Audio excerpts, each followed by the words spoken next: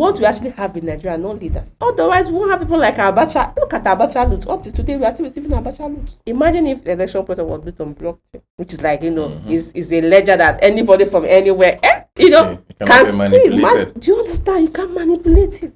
And let me even tell Nigerians that not coming out to vote on it, exercising your franchise, it's actually a criminal offense. Yes, it's a criminal offense. I said that one.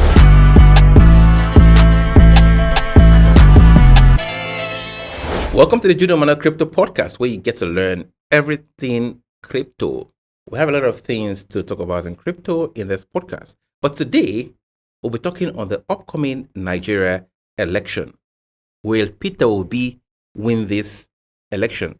But don't worry, it's not only about politics. It still has a crypto feel to it, because we get to learn if his administration is going to have a positive impact in crypto. But first, let's know if he's going to win. So with me today is Miss Jennifer Nkedifa. She'll be answering a lot of our questions. Jennifer is very active on Twitter. She's a human resource expert, project manager, networker.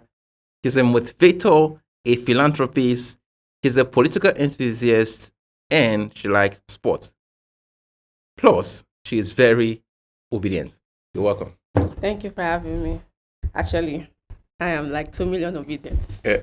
Obedient to the core. Okay. Yeah. So, let's start the question. Yeah. To start with, you're looking awesome. Thank you. So, will Peter Obi win this election? Yes. Why do you think he's going to win? Do you actually believe he's going to win the election? Of course, I believe Peter Obi is going to win this election, and not just winning the election. I think he's going to win with a landslide victory. But you should know that APC, incumbent, PDP also have a very strong hold. Labour Party is hasn't won. I don't think they have ever even have a governorship. They have even won at the governorship level. So why do you think the Labour Party, Peter Obi, under Labour Party, will win this Nigerian election? This has been the debate all along. People have had to talk about this over and over again. And if there is one thing that we need to understand as Nigerians, is that the world is dynamic. And every day, just the same way our technology is changing, that is also how the political space is also changing. People are traveling now. So I give you an instance. So I start in the past 3 years, Nigeria has recorded about 6.8 million migration from Nigeria to other parts of the country. In the past 3 years? Yes. 6.8 million? Yeah. Oh, okay. Now, do you know what that means? That simply means, and most of these people migrating, by the time you check the age range of the people migrating to these other developed countries, you're seeing that they are majority youth. What are they looking for? They're looking for greener pastures. And there's something about, of course, you know that traveling is part of learning, right? Now, when people travel, they get to see things, see people's culture, see things for what they really are. As far as I'm concerned, I can categorically say that Nigeria has never experienced good governance. We don't even know what good governance is in Nigeria, because it's only in Nigeria that someone tends to build the road, to fly over, create electricity, and we are clapping and we are hailing the president. No, they actually did their job, because that's what they are called to serve. We actually brought them to serve. So why should I be commending you for doing a job that you are supposed to do? Right? Now, these people go out, they see things, and by the time they come back, they have families, they associates, right? Their way of thinking change. And they begin to say, oh, mom, dad, or my friend, see, over here, things are different this way. That is happening. So why am I bringing these statistics to bear? I'm bringing these statistics to bear to let you know that gone are past those days where we do traditional politics, where we just sit down and a group of men just do a round table and say, okay, this is who we are giving this presidency to. And then we run with it. And if you check how many years, from 1999 till date, we're talking about 20 something years now, right, of democracy, Nigeria has never had a presidency from pre-independence, post-independence, sorry. All has been people that are before independence. Okay. We talk about Olusegun Obasanjo. We'll go to Yar'Adua. Jonathan. Okay, now speaking of Jonathan, this is the funny thing and the dynamics about Jonathan. I will call Jonathan more like a miracle president, and I don't miss words whenever I say that, because if Yar'Adua had not died, he wouldn't be president, right? Jonathan would not have come into that picture. But then it was good, because Jonathan's administration actually helped us to, see things quite differently. It brought out a lot of things in Nigeria that we thought had healed. Jonathan's administration made me to understand that, the issues of civil war is still so much in the hearts of people. And people can't really move on from a lot of things, because we need to heal as a nation, generally. Yeah, sure. Nigeria is a multi-dimensional country with, different ethnic groups. But then there are three that are prominent: the Hausa, the Yoruba, those, right?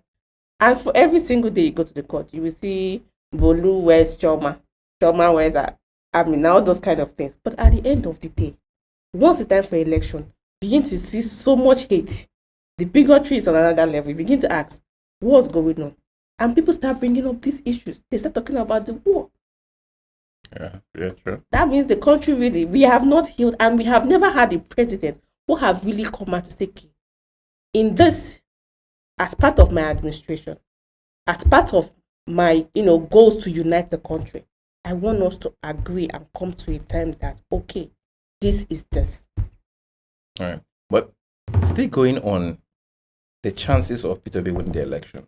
Now, you have said that over 6 Nigerians have migrated abroad. Over 6 million Nigerians have migrated abroad, and they have learned quite a lot. But we are over 200 million. So how does this trickle down? And majority of Nigerians are living in poverty. So how does this trickle down for people to be the common man, the man that hasn't gone to another country, the man that believes that this is a good government, or that this is how the world is? How does the Peter Obi vision trickle down to him? How will he see Peter Obi as a better option to want to vote for him? Now, Nigeria has about 60% of its population to be youth, of which we're talking about 35% are Gen Zs. Now we have the Sorosoke. It's not. I won't use the word. I'll call the Sorosoke. Kind of people emerging. Now, unlike us, like we talk about the millennials and stuff like that, where we had to come up through, we were almost like we were overshadowed by our parents, right? So we kind of told in their don't do this, don't ask too many questions. Yeah, that's not what's obtainable.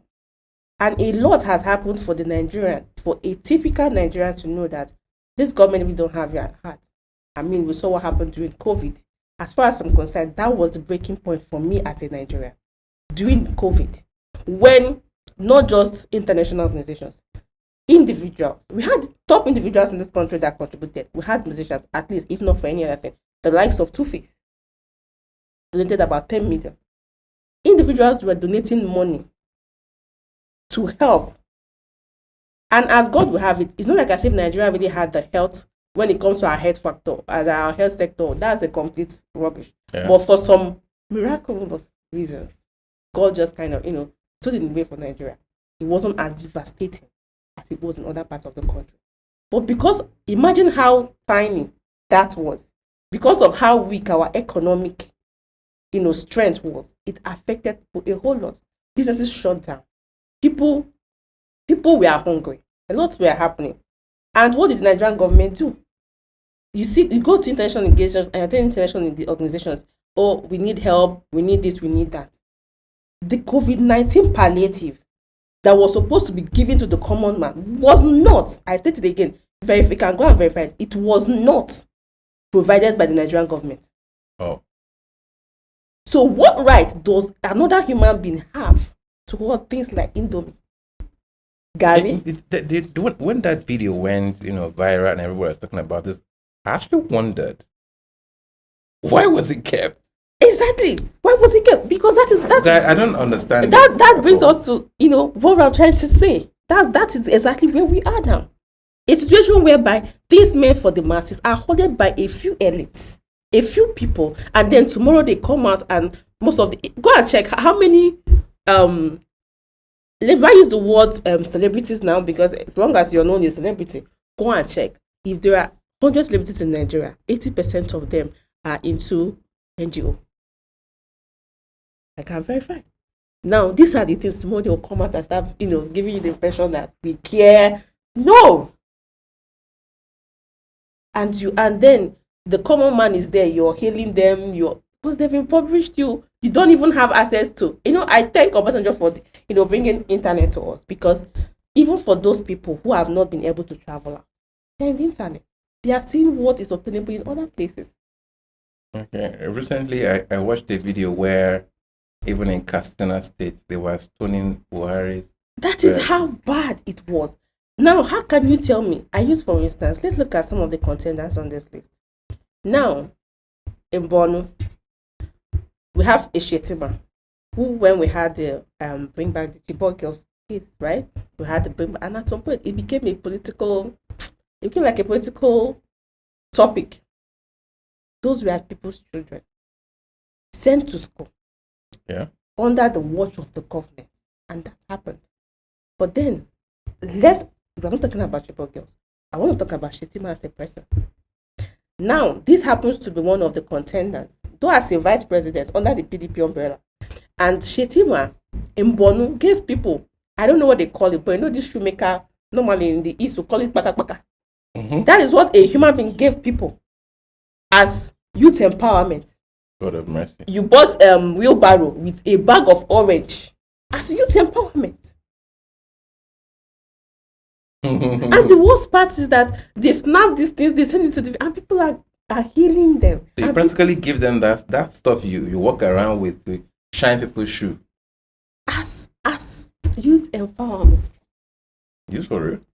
Are those children that is that and the worst part is that, okay, let's say someone tries to argue, we are trying to encourage people to use their skills, right? Use skills in what environment? Does the polity of Nigeria, does the environment of Nigeria even favor people that are even small scale businesses are barely surviving? Let alone, I don't even know what to call that, because that's even beyond micro enterprise if you're to talk about it. So yes, people have seen things. We had COVID-19, we had the NSAS. We're innocent citizens, we are shot. Why sitting down singing the Nigerian anthem and waving the Nigerian flag? Which, of course, is supposed to be a symbol of national unity. But the thing is that is this: a lot of the opposition have come out to say that, even a lot of people have come out to say that Peter Obi and the Labour Party does not have the structure to win this election. So I want to ask, what do they mean by this structure, and is there a structure in place for? Of course, there's a structure of criminality that has been, operating, and that have been where you see van move and enter body lawn, and someone tells you, the van missed its way and all of that. A van that is supposed to be carrying a government property, supposed to be moving money, all of a sudden lost its way to a personal address, and that begins. Actually, I saw that in the that news makes as well. you wonder what kind of people we are dealing with. It is a structure of criminality. Everybody knows. What do you mean by structure? How can you have a Nigeria where you don't have Nigeria? Well, I think what they mean by structure, sorry, I'm cutting you short, is that they have agents on ground in every polling unit that actually monitors the electoral process. The people that, casting their votes, and they get to count it. So I think that is the structure I think they're talking about, Okay, unless so it's not. I've worked as an ad hoc staff. I worked as an ad hoc staff in 2011 election, and in 2015 election I worked as a NYSC member. Right, so I'm going to just give what I understand by that. Now, before now, we have had two major political parties, right? Mm-hmm. Since the emergence of APC, either it's PDP or it's APC. So we are always left between the devil and the deep. Whatever they give us, we take. Mm-hmm. Right? Now, when you talk about in those places, you still see people like SDP, you still see political parties like NNP, all those ones, they are all there. They still have people that come. When you say, okay, agents, who are the agents? Agents, I don't know normal human beings. Normally, in what are the job of an agent in terms of during the day of an election? That's when agents come up. But it's only during the days of election that we actually have to talk about agents. Okay, I'm representing social political party, right? And what do you do? Okay, this is the voting process. You're just there to make sure that whatever that the polling unit officer is doing does not, tamper or, malign the progress of your own party. That is what agents are. That is what they do. How many polling units we have in Nigeria? But the thing is this: if that is what agents are, they are around there. They are making sure that they protect the votes casted for that particular political party. But these agents are being paid. They are paid. Of course, they are paid. So it means that the party actually needs financial capacity in billions of naira to be able to pay these agents. Well, how can the Peter Obi Labour Party be able to afford this kind of agents? Now, just so you know, we're talking about structure. Yes, you're talking about so. Just so you know, you say something about billions of naira to pay agents. Actually, it's not so, because most agents are paid between 5,000 to 10,000. It's just of recent we're having agents being paid 10 to 15,000 naira. So let's say we're looking at a place where you're paying people 10,000 naira for those that. Okay. You say that it doesn't even run into those figures we're talking about. There is really nothing that an agent can really do for you in terms of winning an election, because election has its planned months. It takes several months, and then you have to, do your campaign and all of that. Now, when you're talking about the structure they're actually looking at is the fact that, okay, we have a governor who, of course, now a governor, of course, cannot come and tell me, you can tell me vote here, but you cannot come that day and take my hand and go and vote on that particular place, right? But what is the effect of having a governor in a state, right? How does it affect my political, ambition? Now, the governor can help by amplifying my voice in terms of providing me security, right? Giving me the media presence and all. Now, those are the structures we're talking about. But over the years, we already know that Nigeria has made politics to be. It's not really like it's not a safe, or do I say a level playing ground for everybody, because there's so much thuggery, there's so much intimidation. Those are the structures they're talking about. This structure has nothing to do with agents. Anybody can volunteer to be an agent, and free of charge. They don't even take money from you. So what is exactly happening on the election day in terms of agent is not the structure they are referring to. The structure they are referring to is the structure of that. Okay, you don't have a governor, you don't have the money. Those are the structures they are talking about. You don't have the arboros, you don't have the the cultists and all of that. Those are their structures.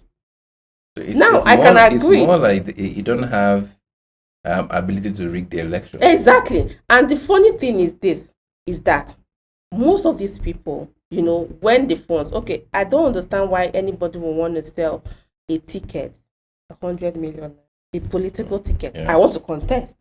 Primary is not, there's no guarantee that I've gotten it or I'm going to get it. Now, let's assuming that I am a Nigerian who probably am doing an honest job, right? I'm working and making an honest money, but then I have passion for change. I want to contribute, because actually leadership is supposed to be a call to service. But what we actually have in Nigeria are not leaders. What we more like what we have here are just dictators. If we are actually being honest to ourselves, as a leader, you should be selfless. As a leader, you should have compassion. As a leader, you should be sacrificial in all that you do. It's always about the people first. Okay. But we don't really have that in Nigeria. Now, most of these politicians who have taken it as a job, the same way people are beginning to see, just like pastors. You see a pastor, there's a particular church I know that you can't be a pastor in the church if you don't have what you were doing. If they let Jesus come down and say, I call this one by myself.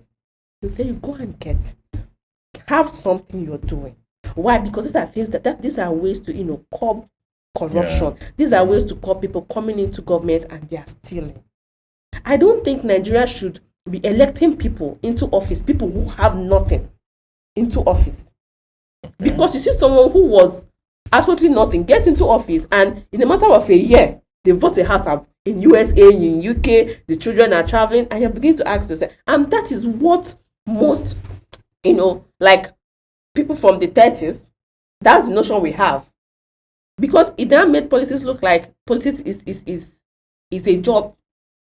Yeah. It's not supposed to be. It's a job, but not the job where you go and make money. Because by right, you're a civil servant.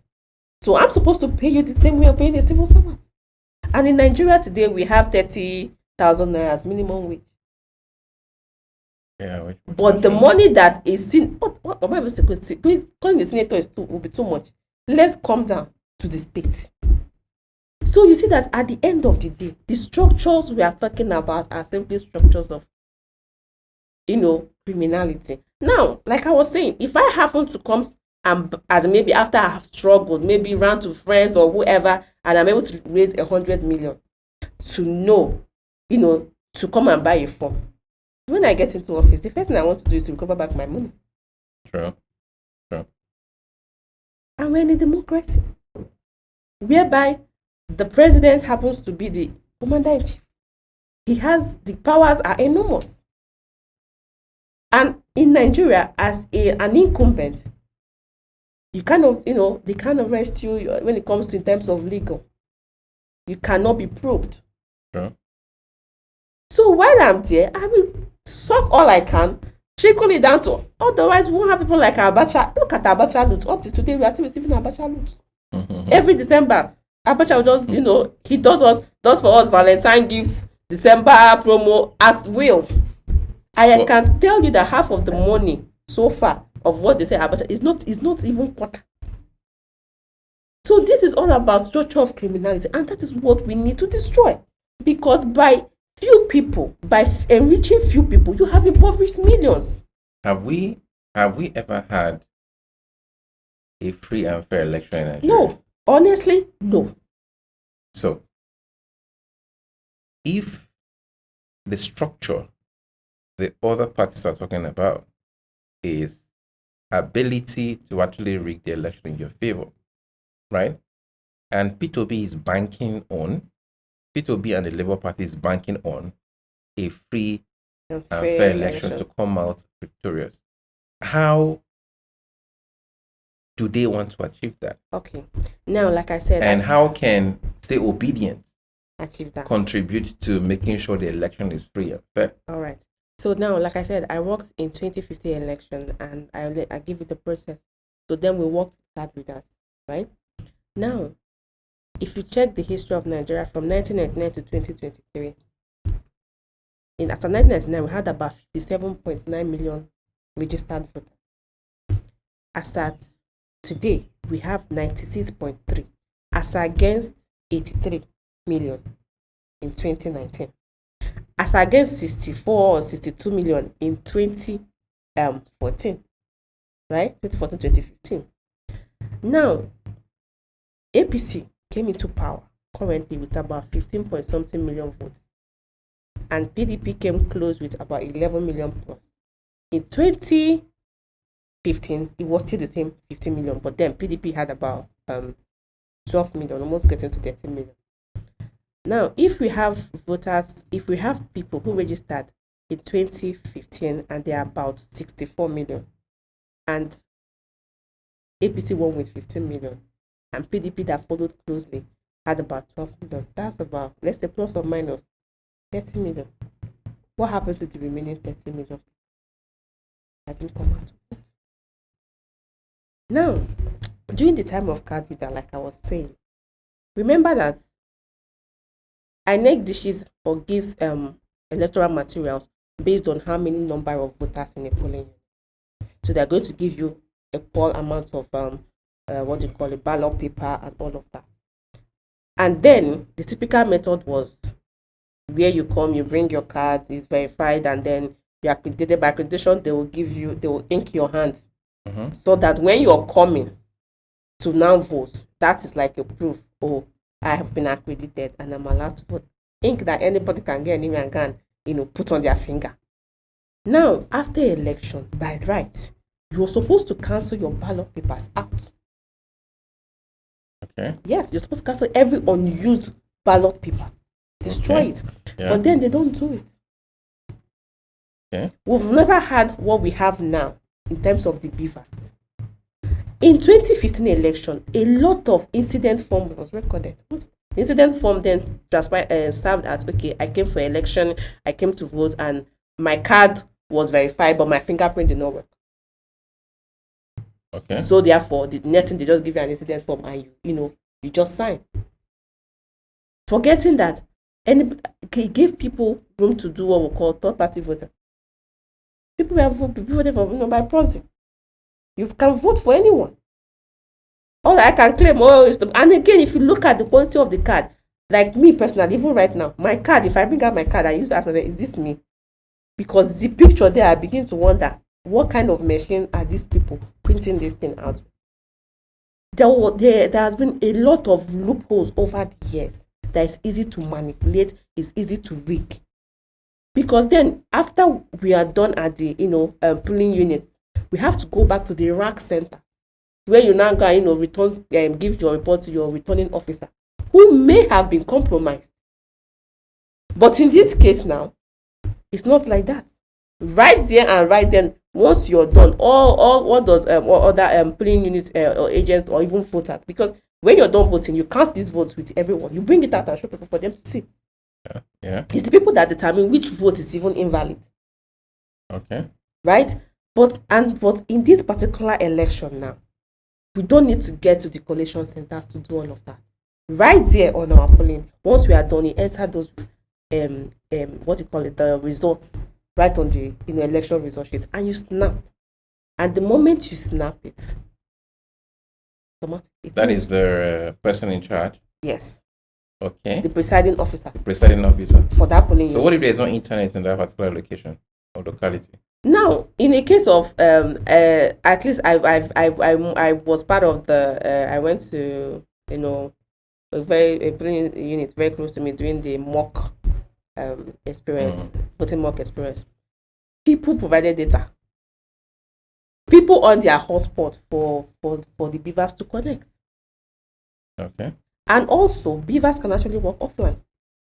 Really? How? Yes, it can work offline. How? Now, it's just like your phone. Okay, why does even okay? Let's say I send you a message on WhatsApp. It doesn't stop me from sending you a message. Yeah, you can send it, only that it may not deliver until there's a network and it goes. Oh, okay. Right? So remember that as an agent, that is the only work an agent gets to do. The agent now snaps, okay, I've verified, this is it. I go with my own result.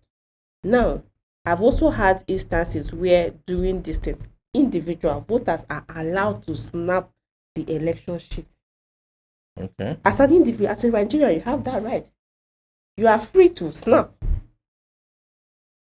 Okay. Even though you're not an agent. So, before now, we have had series of, series of voters who are not really interested in all of these things. All they care is, okay, we have come to vote, or we have finished voting, we are going to... They don't even stay back to defend their vote. They don't even stay back, because that's why someone will have the cost to come and snatch a ballot paper, snatch a ballot box. And now, beavers have made such a way that if you snatch any beavers, it will be deactivated. It won't work. So let's say, it won't work. Yes. Once it's snatched. So how do you know it's snatched? Because they are all monitored. All people need to... A lot has been set for, what we call, like, in terms of the IReV. We have the IReV now. Now, IReV is whereby you and me as an individual, we even get to see this result before it gets to INEC itself. All you need to do is report. Now, I give you an instance. Peter Obi has come with, a different dimension to all of this political dynamics. He introduced what we call the Town Hall app. The Town Hall app almost works like your Twitter. It's almost like it's like WhatsApp. So anybody can go and download it. Anybody can go. Android. Anybody can download the Town Hall app. Now that town hall app. Okay. Yes. Now on that town hall app, you put your state. From your state, you can see all the local government. You go to your local government, you select your ward, you come to your, so whatever you're putting out there, every other person is seeing it. Oh. Okay. Now the essence of this is to checkmate things like this. Okay. You can upload video on the town hall, you can upload not just for messaging, you can attach anything. Wow. Yes. So it's also a form for people to to report what is happening. Wow. On that day. In this town hall app. Yeah, that's I think I have to register as well.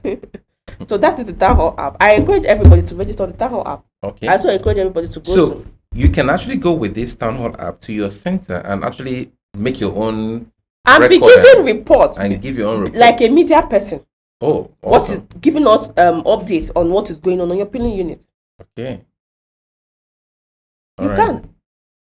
So if you're obedient, man, you have to go and do this. This is a way for you to be the structure now. That is so the people are the structure. There is no way you can, for instance, in terms of the thuggery and intimidation, if that's why we're saying people should come out and vote. Imagine where 30 million people never showed up. Now, in this case, we have 96, we have about 93 million registered voters, right? And 77% are youth. And when I mean youth, I mean people between the ages of 18 to 45, thereabout. 77. Okay. So the youth will determine the election. We have already determined the election. And this time around, the numbers are not in favor of APC. We have shege, different forms.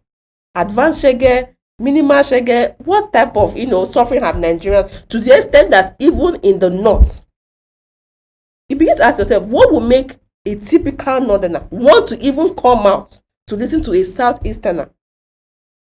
True. Who didn't give him 10 naira in terms of mobilization to come out and stand under the sun and listen to whatever you have to say? People have suffered. APC moved people to 133 million. There was a multi-dimensional poverty. Now, when we talk about things like the SDG, right? The sustainable development goals, some of them, number one is about what? No poverty. Number two says no hunger. Can you say that for Nigeria? No. Man, so this is what is driving people. Asking for help. Every urgent 2K. It's normal with our guests now. Urgent 2K. Every time urgent 2K. Everywhere. There's so much hunger. And then we had to experience the COVID. People lost businesses. And then the flood. Flood came. And not one person. All we need to understand is that all these political people care about is themselves. Okay, Naira redesign. Everybody's crying. It's not the redesign that is the problem. It's the scarcity of the Naira. Yeah. Why is it affecting APC in particular? And why is there something? I mean, is APC not in Nigeria with us? Is there something else that they are doing? As in, I want to understand. Maybe they have their own kind of market. Because I mean, why is it so particular with APC? And it's funny because APC are in power, and APC is complaining, and APC is fighting APC, and APC is saying don't respect APC. Okay, now we're going to get to Peter Obi Manifesto soon, but in the voting process, what is the procedure, and how can I be involved to making sure that the procedure is followed and the election, at least in my own polling unit, is free so and fair? First off, you start. The charity begins at home, right? Of course, it will be awkward for everybody to want to vote for Peter, because even Jesus was not liked by everybody. If not, Judas wouldn't have betrayed him. But then, what is our work? Jesus had his disciples. I'm a Christian. Sorry, I have to do that, but I'm a Christian, right? So, what did they do? Even when Jesus was not there, we had Peter, we had Paul. They were preaching the message. First off, I advise people, go out, get people out to come and vote. A lot of people want to vote, but what some of them have their fears about, insecurity and all. Because I heard somebody said that, man, if it's safe, I'll come. If it's not safe, I'm not going anywhere. That is the thing. But let's ask ourselves one thing. You can only die once. You can only die once. You will die while still protecting yourself. You will still die even while not protecting yourself. You can only die once. And there's no way one arrow, for instance, let's say you send 10 arrow to a polling unit and you come there and see 200 people. You do the mathematics now. Because of course you know that of course the security personnel are always there, right? So as people are coming, they get to search them in the what do you call it? You get to search them in the gate and all that. Even assume, okay, let's say this person is not coming. More like a police officer is assigned to every polling unit. Of course, it's not just a police officer. It's not just a police officer. As in several policemen. Because in fact, when we did 2015 election, my ward, right, in my polling unit, my ward, when we moved, we had about 15 vehicles for my ward, right, and then each of those vehicles had about 2 to 3 policemen that went with us. So by the time we got there, the Nigerian army were already there on the streets and hanging around. The Nigerian army, they were already there. So you can come to a polling unit, you can come to a ward and have as much as 20, 30, depending on how many polling units are, because you can come to a ward and have about 10 polling units. Yeah, I don't know if you understand. Yeah, so of course the police will always be there, and the Nigerian army will always be there. Okay. So, but what I'm telling Nigerians is, it is this feeling, that is what they want. That's the structure, part of their structure. Whenever election wants to come, and I tell people, election is 17% psychological. And I can any day, anytime I will argue and I'll tell you that it is what it is. The moment they've conquered your psychology as a person, you start asking yourself, and it comes with things like, oh, can your candidate win? It's not safe. Will your votes count? These are some of the psychological manipulations they come up with to discourage you not to come out and vote. And let me even tell Nigerians that not coming out to vote on exercising your franchise is actually a criminal offense. Yes, it's a criminal offense. I said that one because I see no reason why. I think Nigeria should get to the point whereby once you're 18 years, the same way you have your national identification, not national identification, what do you call it, census, where you say, get your birth certificate. It should be part of what you must get, your voter's card. We don't even need all this unnecessary. By the time, imagine a situation where your voter's card is linked to your national identification, your NIN, and you can even use it. Has that chip, you can use it and go to your bank and all of that. Yeah. So it's like it can serve as an ATM. Do you think any Nigerian will not have voters card? True. So we should get to that point. Go outside other countries. Go and see what is obtainable. Why should a Nigerian living in UK not be able to vote? Yeah. So in as much as you have your NIN and your BVN, you should be able to link to your voter's card and you should be able to vote irrespective of where you are. Because not voting is actually a vote, because it is not exercising those franchise, your civil rights, that will end up giving us bad leaders.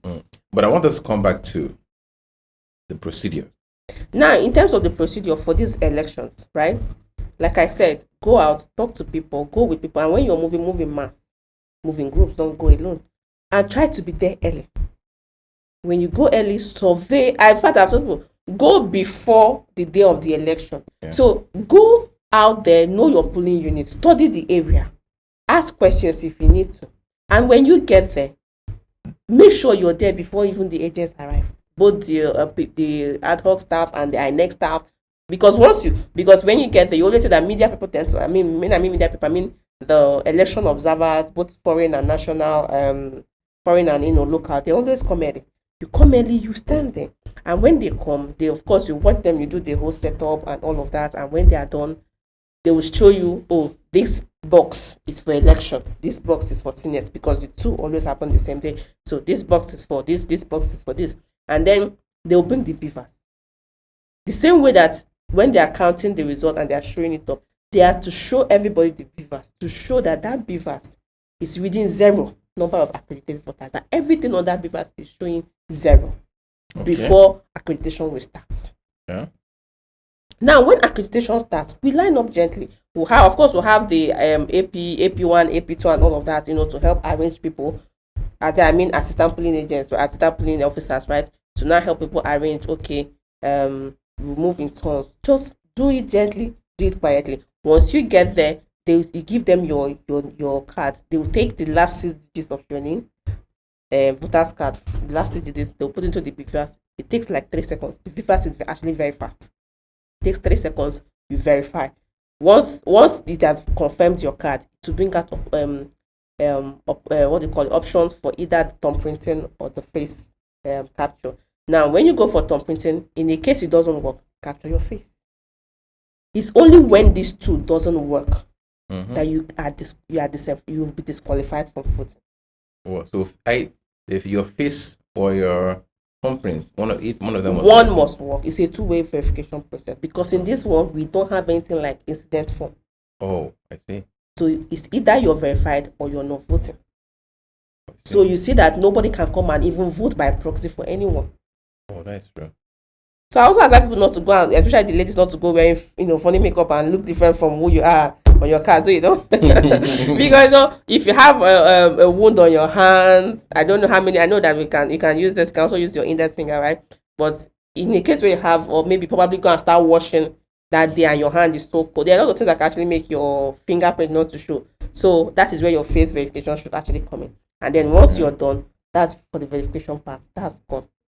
Then at the end of the day, they are going to announce total number of verified voters before we start accredited voters. Before we now start the voting proper on no account.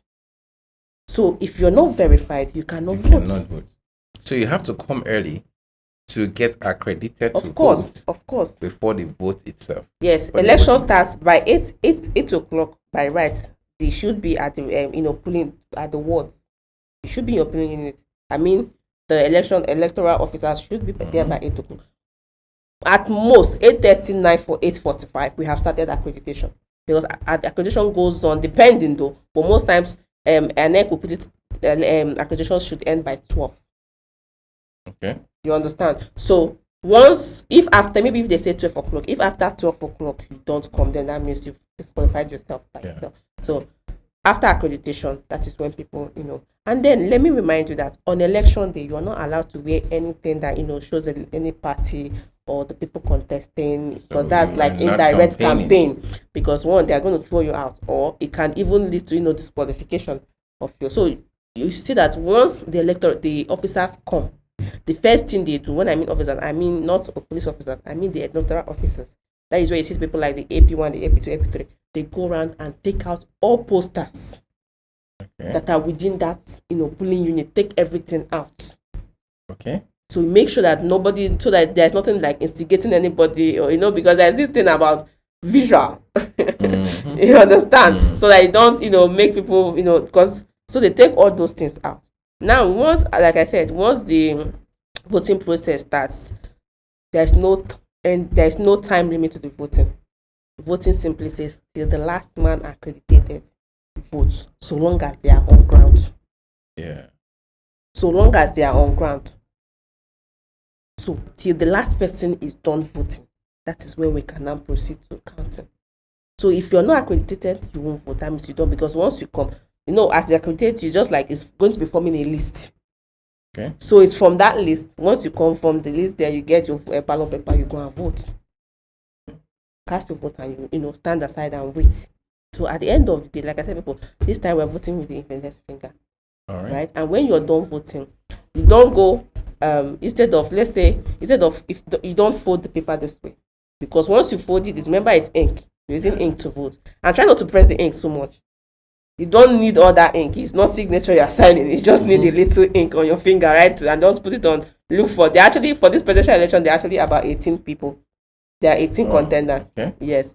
So all you need to do is go, and those political parties are arranged according to alphabetical order. So you're going to probably find LP somewhere in the middle. Yes. Which is the party representing Peter Obi will be that ticket. So don't go folding your paper this way. Can we have a paper so we just demonstrate? Okay. Let's assume this is a ballot paper. So if this is a ballot paper and you want to go ahead. Yeah, so this is a ballot paper, right? Now you're going to see the You're going to have the political parties by this side, and you're going to have the empty boxes this other side. So you don't need to, when you thumbprint, when you touch the ink and put your thumbprints on the political party you're voting for, don't go folding it horizontal. If you fold it this way, that ink is going to touch on another box representing another party. But rather fold it this way, so that even if maybe you took so much ink, the ink will touch against your own political party logo. So that's how to vote, so that your vote will not be invalid. Yeah. If not, the moment if your ink crosses a line, it's already invalid. So after that, we wait. When everybody is done, we'll start. The officers are going to bring out the boxes. Most of the time, some cases they start with the House of Senate. Why? So once they are done counting, it goes to the presidential. But always tell people how the presidential, because that's like the That's so they start with on the first day, which is on the 5th. Yeah. The first it's House of Senate and the presidential. National Assembly. That's House of Senate and House of Rep. Okay, House of Senate, House of Rep. Yeah.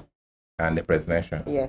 So it's more like federal. Anything that has to do with federal. Anything that has to do with federal government is on the 25th. So we're going to have like the red box, we're going to have the black box, and we're going to have the green box.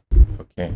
All right. So they're going to tell you which box is for the presidential, which box is for the Senate, and which one is for the House of Rep. So that's how it's going to work. So after that, the counting is done. The counting process, and after the counting process, and everybody agrees that the officer will enter that number of votes counted. And once they are done, everybody should watch. Once they are done entering all those political parties and their numbers, they use the beavers and they snap. Yeah, once they snapped, it is done. Once they snap, it's going. So even you now that is where it comes to the one we call the IReV, right? Now IReV is like you have to go to INEC. It's like a subsidiary whereby as an individual you can actually, from the comfort of your home, or even while in another polling unit, know what is happening in another ward. Oh, I see. Yes. So the IReV is an app? Yes, it's not really like an app, just the same way you have INEC registered, INEC website. It's like a website. Yeah, so but it needs your Gmail.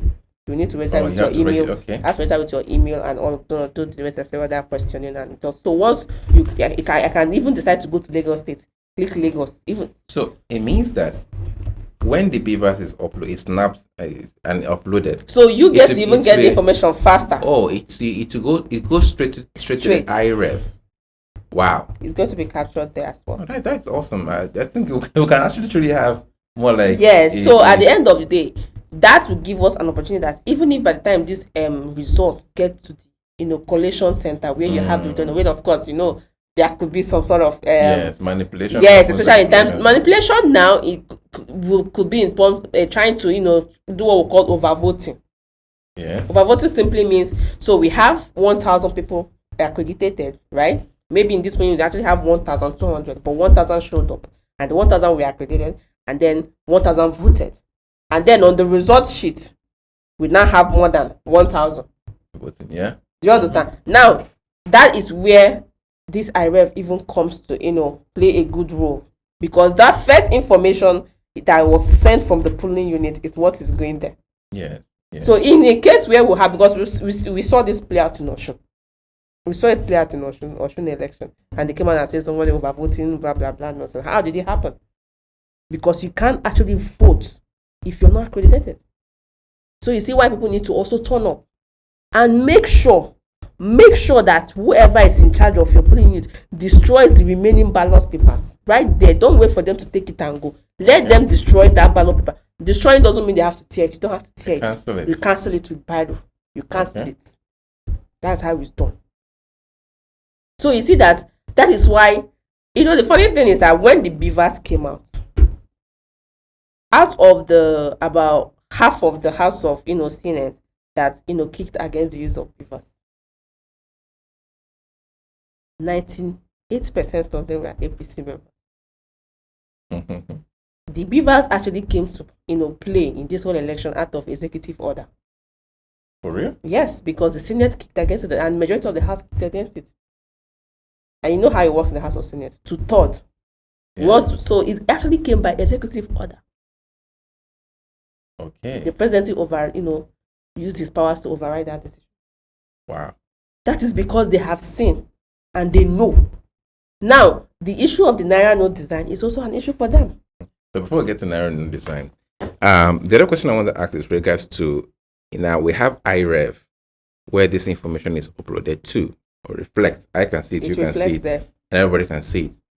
Now, but this is a website built by somebody. It's not like the blockchain, right? Yeah, it's a centralized network. Yeah. Right? So how are we sure that the people managing that particular website or that technology or the IReV itself cannot manipulate what goes into that particular site? Okay, so now that is where I say political parties need to set up what they call their situation rooms. Now, what's a political party? What is the situation room? It simply means whereby, remember, like I said, Town Hall app is one of the situation room for as far as obedience movement is concerned, as far as the Labour Party is concerned, right? Now, as your agent, once it's snapped and it's sent to you, you have your own copy. Oh, I see. So at the end of the day, there is room for, because if you want to go to the court to argue a case, you need evidence. It's not by word of mouth. So that is where these things come to play. That's why I said you can't say you are unobedient and you're supporting Labour Party in the Jude Peter Obi and you don't have a Town Hall app. It's a very, very vital tool as far as this election is concerned. But from what you have said so far, the Town Hall app, IReV, and the beavers and the whole process this election is going to take. So I'm beginning to actually become convinced that we might. I'm not telling you to convince. I'm not telling you, but I'm telling you that it's not going to be business as usual. I'm beginning to convince that we'll have a level of free and fair election. We're going to have a good and the winner will actually the true winner. Has a high probability of emerging. Yes. The voice of the people. Can you remember they said that the voice of the people is the voice of God? So the true desire and the true selection of the people are actually going to come to play. So that is why I said people need to come out. And let's not forget that over the years, most times people in the urban areas tend not to vote. Most of them don't come out. It's people in the rural areas that are the die-hard fans that come out and vote. If you look at Lagos, for example, some people in certain areas are being attacked. Like we talk about First Stack. Yeah. Papa. All those, I'm sorry to say, but all those more like I don't kind of non-indigenous area because I don't really want to go into the whole tribal kind of thing, but then we see these things play out, and sometimes the election materials come so late, but then people had waited and they've gone. Do you understand? Or just so many things to discourage people. That's why I said election is 70% psychological. Well, I think we're getting there in the sense that I know that in some states, like I can use Kaduna. I'm not from Kaduna, but I know people from Kaduna, from Southern Kaduna. They always say that those in the south have fewer polling units. Yeah. And those in the north, even those in the south, even though they have the population as well. So that is structural. Yeah, that is the criminal structure we're talking about, and this criminal structure is is going on the religious lines. Yeah, we have the tribalistic line, we have the religious line, and just that Nigerians have voted along these lines, and we have seen it has never favored us. As a matter of fact, the north happens to be more like, when you talk about who is the more political region, you talk about the north. The north, they are more interested in politics than a southeastern. The southeastern is more interested in his container, in his business. Yeah, you understand? Yeah. Now, but funny enough, they are more impoverished. True, very true. I think it's not even. I think it's clear. The gap between the rich and the poor. They are the richest and the poorest. They don't have a middle class in the no north. Middle as far class. as either you are very rich or you're you're very poor, or you are the poorest of the poor. Oh, true. So they have seen this thing. It hasn't played any well with them. Just like Peter Obi will always say. He always say, show me one place that a northerner or is buying bread cheaper, and then we go there and buy. Okay, now let's look at the Peter Obi Manifesto. Yeah. And see how it affects industry. Because there's something that I used to tell my friends back in school that Mark Zuckerberg built Facebook from his dorm room, right? He's bright, he's intelligent. I know Nigerians are also very intelligent and they're also very bright. But if Mark Zuckerberg was put in Nigeria with all his intelligence and skill he has, the first challenge he will have with his dorm room, he won't even have electricity. He will not have lights left to even say he wants to build anything. Right? Yeah. So you see that Nigeria, even the tech guys, they need to go outside this country to see what is happening and they have enabling environment to be able to build what they want to build. So I want us to look at Peter Obi Manifesto. How is he? Because he has gone ahead to say that he's going to change Nigeria to producers, right? From from consumers, consumption to from yeah. consuming to producing. From consuming to producing. Yeah. What is this setting in place? Because I know that a major challenge I have, right, here in Nigeria is because I don't actually work for anybody, right? Yeah. One of my major challenges is power, electricity, power, right? Then followed by security and other things. But me, majorly, is in power. Okay, so I would like to. And I still have more questions. Okay, go ahead. How is his administration going to encourage entrepreneurship and business? And for example, if you look at the cryptocurrency industry, blockchain, we know that there are a lot of it is open, so it's open both to the bad players, but it's also open to the very good players, right? And the Nigeria as it is now doesn't encourage innovation in that sector because the CBN has come out to say outrightly banks should not integrate with cryptocurrency exchanges. I would prefer if they regulate it, right? Instead of saying banks should have no integration. So you can see the Nigerian states, we cannot use our card to purchase things abroad.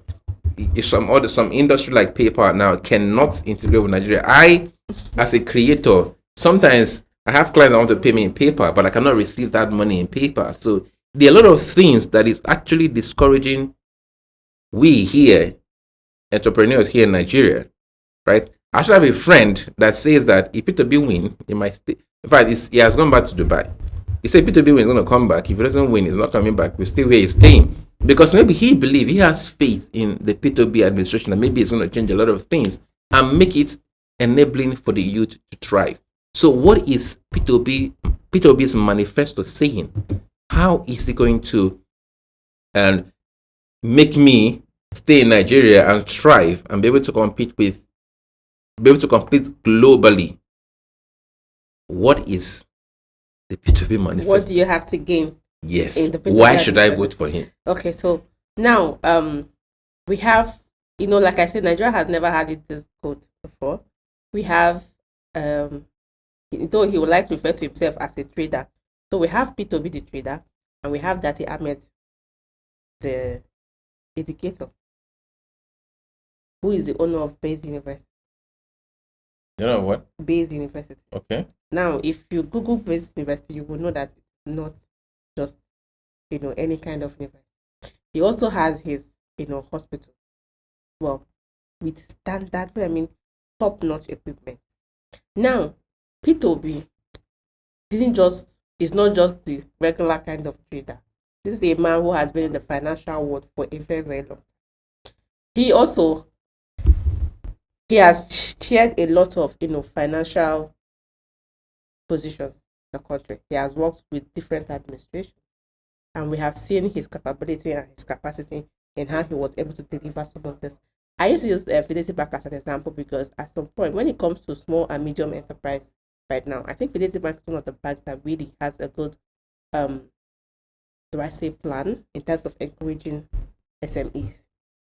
We have seen what this man have done in the financial sector, right? And now he has come out with his manifesto, which of course he said titled "Our Pact with Nigeria." Personally, I find that word, the two keywords there, let's say the three keywords, our pact, Nigeria. So for once, our part is almost saying like, where you have what they call those things again, where you're having an oath with someone, you're telling them that alone speaks volume to what these people have in mind. For once, Nigerians are not just having a leader who is exposed. You also have a leader who his assistant is. In fact, I think arguably I could say these two men they are not of Nigerian soil, because they are awesome people. When you look at the antecedents, you look at what they've done in the past, you get to see that he was once in the House of Senate, and he was also part of he has also had his own clean record.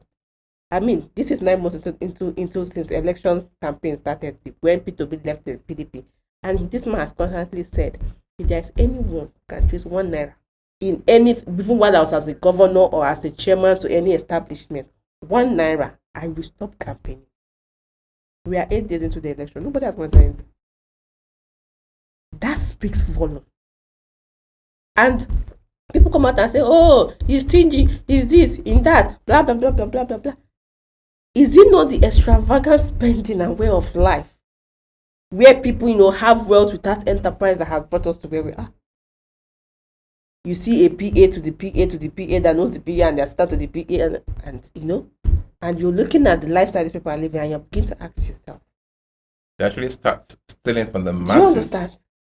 So the money, Nigeria is a blessed country with numerous. We talk about the vast land in the north. Let's not even talk about the petroleum. Remember, there was a time that Nigerian Texas was doing so well. What happened to that Texas? Yeah, sure. You go to Ajokuta. What happened to Ajokuta? The steel company.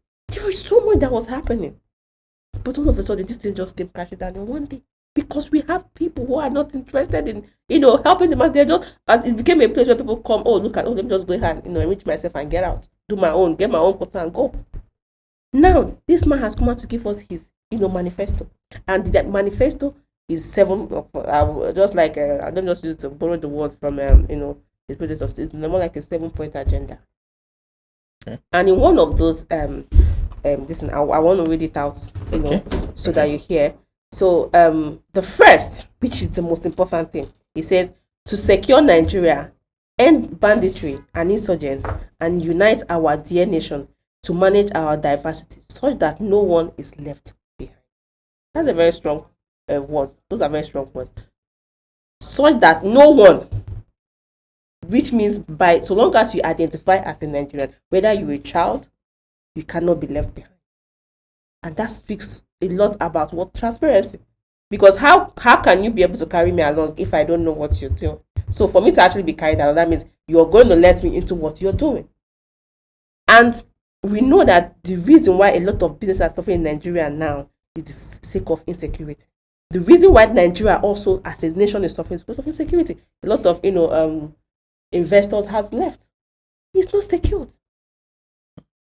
Now, I want to go to where, and I don't want to read all these other things. I just want to come to where he said, on the 4th line of this manifesto, he said, leapfrog Nigeria into the 4th industrial revolution through the application of scientific and technological innovations to create a digital economy. Mr. Jude, you fall into this category. If you agree with me, your business is the type that whether Nigeria is existing or it's not existing, as an entity, it cannot stop the existence of your business, because what you do, you are in the digital economy. What you do is online, so to say. So the only thing that can affect your business is if they say internet is no longer available. So let's say if internet is no longer available in Nigeria, all you do is to move to another country where there's internet and continue your business. Right? Now, if you listen to this, like I said, there's industrial revolution is ongoing. Look at China. These people have come to say, we want to invest. Okay, just like we were talking about the whole election process. Imagine if the election process was built on blockchain, which is like, is a ledger that anybody from anywhere, can see. Do you understand? You can manipulate it. And we have people who have, this man has studied in Harvard. Which university, which prominent university do you even want to talk about in this world that he hasn't been there? He has gone to different places. Even in terms of power, he went to Egypt to see how they achieved what they were able to achieve. And he made a statement. He has said it not just once, but he keeps saying it all the time. He said, the day he comes into power, the day he takes over governance, from that very first day, he will declare war on insecurity. He will declare war on power. Look at South Africa. We are not even generating up to the megawatts South Africa is generating, even though we have a higher population. And yet in South Africa's president have declared war on the power sector. Now, even coming down to, things we need, like, why would, you see that at the end of the day, like I always say, this is just, criminal. These are just a bunch of criminals who have perfected the act of, making criminality look so genuine and so appetizing that go to, I see people, oh, this person is bringing container, is selling a generator. There were a lot of countries go to, they don't even know what a generator. True. Very true. So how can my business thrive? My generator business cannot sell now if you people have lights. So what do? The big boys. We say we have oil theft. Oil. Now, it's just like saying you someone went to steal water. You can't steal water with your two hands. You must go with gallon or bucket or something. Right? So someone can say, oh, there's oil theft. No, oil is missing, blah, blah, blah. It's not, before you can come to a place and steal oil, take oil, move it out, it's as a sheep. And you must come to my territory. And by right, I have a satellite somewhere watching a radar that's supposed to, see these things. So you see that the oil theft is not done by people like you and me. You don't have the resources. Neither do I. We don't even have even the intelligence on how, you don't have it. Sure. So at the end of the day, it is from the top. The same people that are supposed to protect us are the same people hurting us. And this man have come to say that issue of big manism is completely going to be erased. Why is it that the president is going to, for a medical checkup, you have 30 governors following you? Ask what? Are they nurses or doctors? What exactly are they going there for? On the funds of the nation, not their personal money. Very true. So you see that there are a lot of things and that is why the political class is afraid of this man. That is why the political class is doing all they can to, because his emergence is going to retire a lot of these people. But it ends up being victory for the masses. Do you understand? And for once, the masses will be the ones to enjoy this thing. We say with democracy, let's talk about what was democracy. That time we used to define it if we went to school. Government of the people, by the people, for the people, yeah. Right? But it's not what is obtainable. Do you have faith in the Nigerian judicial system? Can you honestly say that, I am fighting with my state governor, who, in the eyes of everybody, so that this man hurt me, and this man wronged me? Yeah. Can you really say, I will go to the court as a common man who has nothing and defeat this governor? No. It's something that I baffled me about the Nigerian system. Electricity and security is actually very important. Now, what you don't even, let me you're missing out the part that even if you have the electricity and the security and you don't have a comfortable legal system, it still affects what you're doing. It is not electricity. It's not electricity that banned crypto. Yeah. It is not security that banned crypto. Sure. It is the legal system. There is no legal system to support these things, and that is the focus that this man's manifesto is coming from. Okay. These are the areas he's focusing on. There must be upholdment of rule of law, justice for the common man. A thriving environment. That is it. Enabling environment. An enabling environment. A fair playing ground. When I went to Rwanda for an athlete conference for the IReV, over African athlete conference, more than half of the athletes are from Nigeria, right?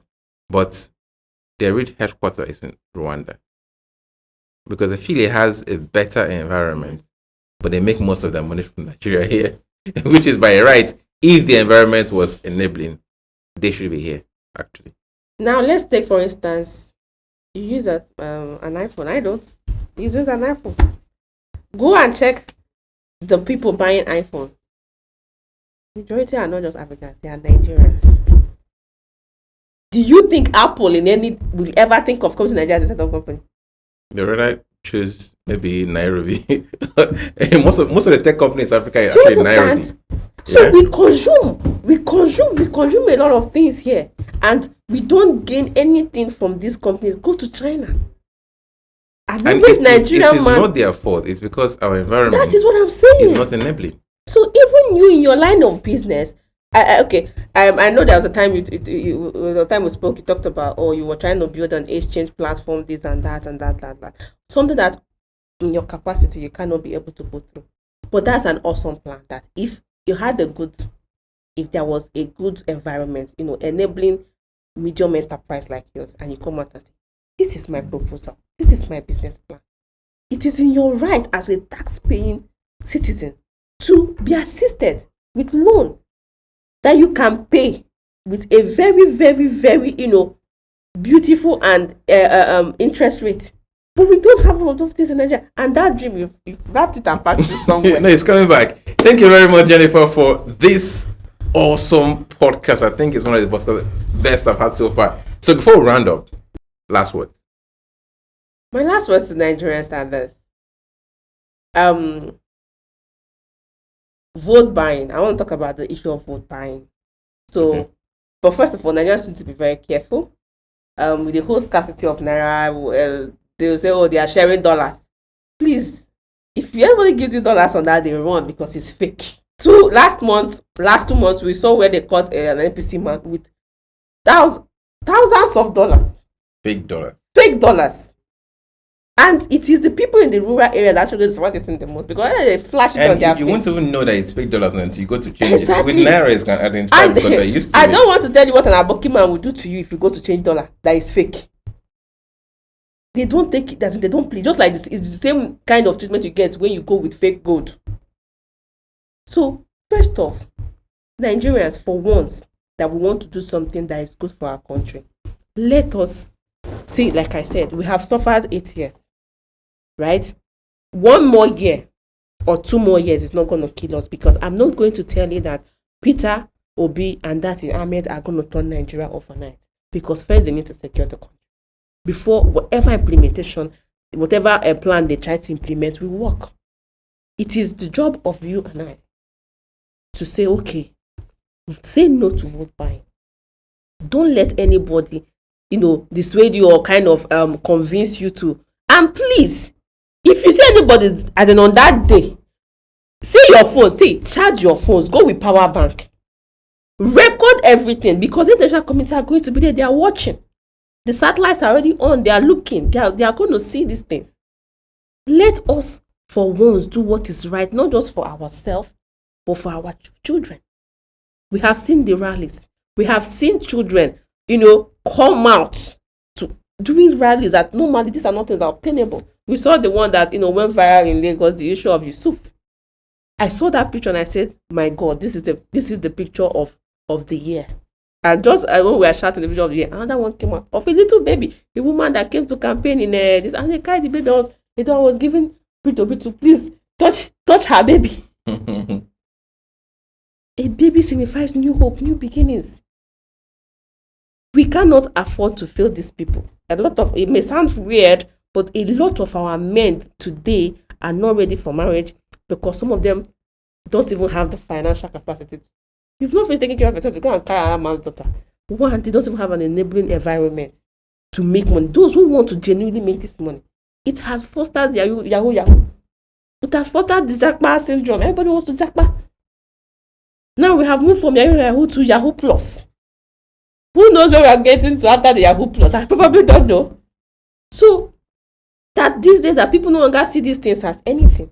So as Nigerians, please, let us do what is right.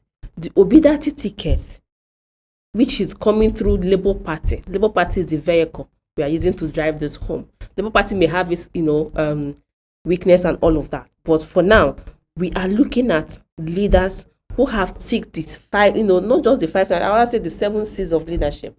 They have the competence, they have the capacity, they have the character, they have the credibility, they have the communication. Because we have people who have said they are campaigning, and someone even told us that if your people say they want change of government, tell them to shut up. And yet you want me to vote for you? For real? The APC, Tinubu said that. If they say they want a change of government, tell them to shut up. We call you for debate, you don't come. And some other person that said he's a unifier will go to a particular region and tell them that the possibility of having an Igbo presidency is through me. Are you ladder? So you see that these men have always played on the religious lines, the tribal lines, and for once, Nigeria need to say, no, we are not. We are voting people this time based on competence. We are voting people this time, people we can trust. We had flood in this country. The so-called, even the president himself never said a word. And there was a particular candidate going around these places, even spent his Christmas with IDPs. And this, of course, is not the first time. So before you now say that's a political strategy, it's not. True. What Nigeria needs now is a leader with hope that can give them hope, that can give them compassion. It can bring it down to the home. A man can come back today and tell his wife, I lost my job. How that home is going to function or how that woman is going to react, it depends on what you're able to say after that. I've lost my job. I don't know what we are going to do. I have lost my job, but don't worry. Everything will be fine. I'm going to make sure, I'm going to give that person assurance. You will see that it will automatically douse the whole fear and tension and all of that. We have not had leaders who cared about anything. They don't care about you. They don't care about me. During election, they move around with talks. When they elect them, they move around with their family. It's their family that will come, not you. And police. They will throw it to the dustbin. You carry a policeman and yet you're buying a bulletproof car. So you are in the bulletproof car and the other people are good. They are good for sacrifice, as per Isaac, son of Abraham. So Nigerians, I part with these words. No politician first is what you're fighting your neighbor, because they really don't care. And I will not say people should go and vote their conscience, because a lot of conscience have been damaged. So vote the right candidate.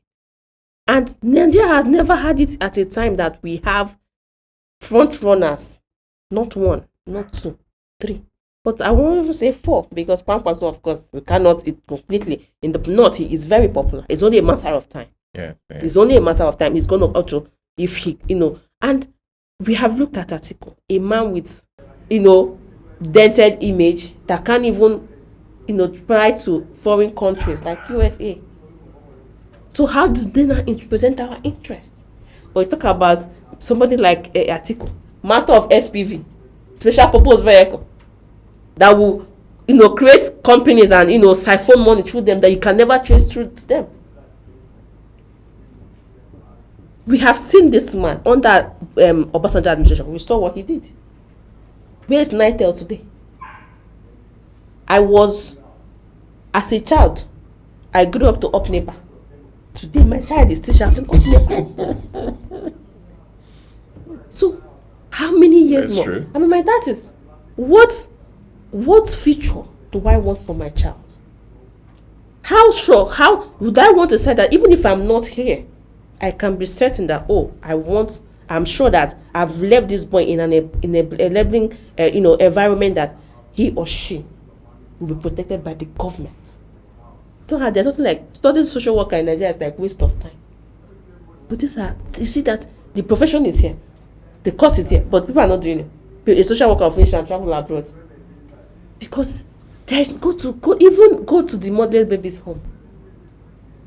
Nothing. So what are we saying? So Nigerians need for once to do what is right for them and by them and not by anybody. Nobody can come out on that day and say, for instance, what's his name? River State governor now come out and say, put your hand here. It's not possible.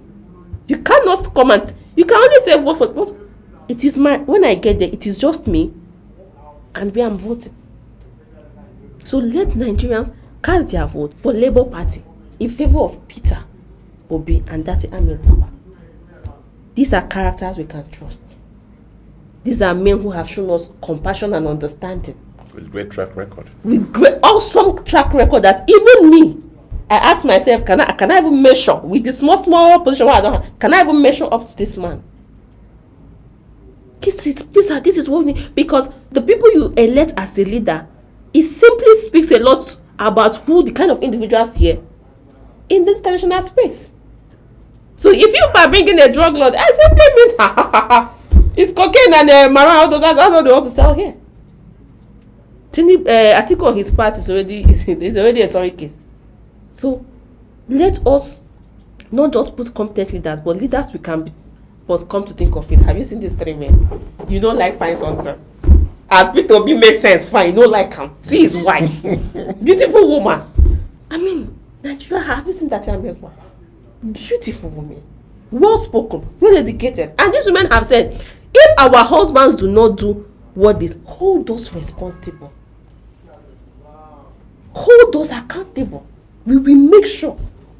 They said we don't just want to be first ladies that will go around answering the first lady title and wearing fine clothes.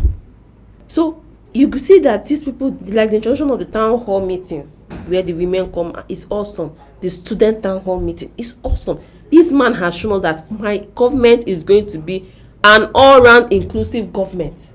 He has stopped in primary schools. You can go and verify. He stopped in primary schools. Yes, they don't vote, but they are children of people. There was a video that went viral of people, children in primary school. They were asking, their teacher was asking them, who will you vote for? And they said, if you know you vote for Tinubu, raise up your hands. Tinubu, about 3 people raised up their hand. They said Atiku, nobody. Then they said Peter, the whole class went in uproar. Children were happy. People were say, you see, even children are rejected. But that is not what I saw on that video. On that particular video, I saw children who were a reflection of their parents. Yeah. Because they don't know these people. It's when we discuss about them at home that they got to know. So let Nigerians go out there, cast their vote for once. Come out and vote. Don't be intimidated, because several polls have shown us that if there is low turnout, there's chances of Tinubu winning. But if people come out. So, by Nigerian standard, it's not just about having a landslide victory. It's not just about having 50% of the vote. You also need to, have at least 25% from 25 states. That shows that you have that national acceptability as a candidate. But if that doesn't happen, what happens then? Then we're talking about the runoff. We're talking about the runoff election. What is the runoff election? The re-election of the 2 top contenders, the first and the second. The first and the second will go for a runoff. And we don't ever want to get there. Runoff in that state? In the whole nation. Again? In the whole nation. And we don't ever want to get there. Because we know that APC and PDP, what they call them, is this Siamese twins. So that's how they call. Those two are 5 and 6. It was only just a simple movement of evil-minded men to form another party.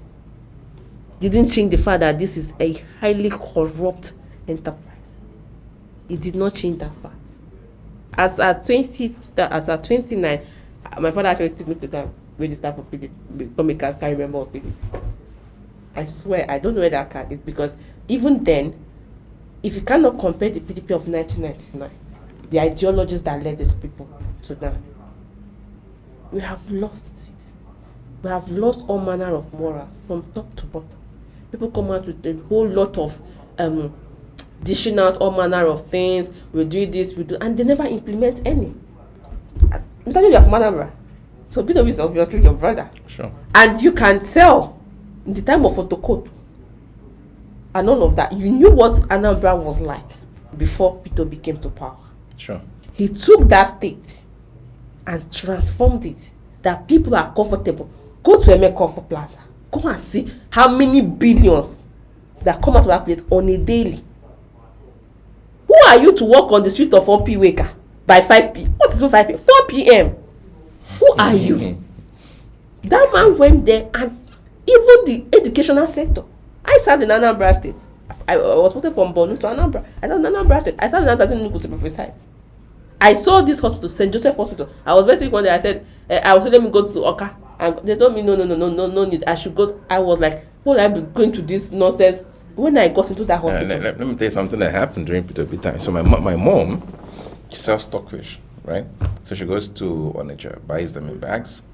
And Peter Obi was impeached Several. once. Is it once? Not Yeah. once. And Twice. impeached the what they call it. Dame Etel, but that is the deputy took over. Then he was during the election again. He was removed, and the Oba came in. So my mom said one time when Peter Obi was in power, she goes to Onitsha to buy stockfish. She buys the bags that when you drop it, right, you see Aburo, they come out, take money from you. But during Peter Obi time, it stopped, right? But immediately he got impeached. He went, they started coming again. Then when they brought him back, he stopped. So it's like he even performed magic even to the.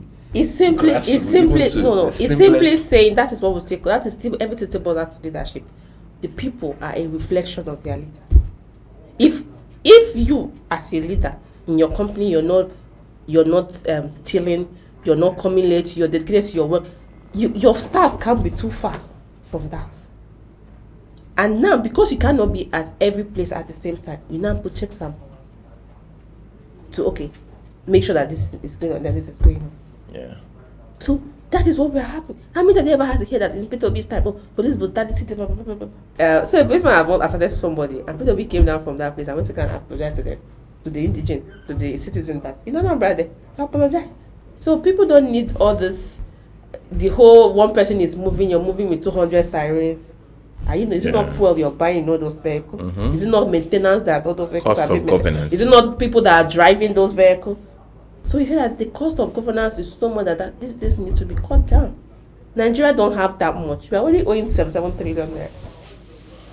So we cannot afford to be more careless. We cannot hand over this country to people that we cannot trust.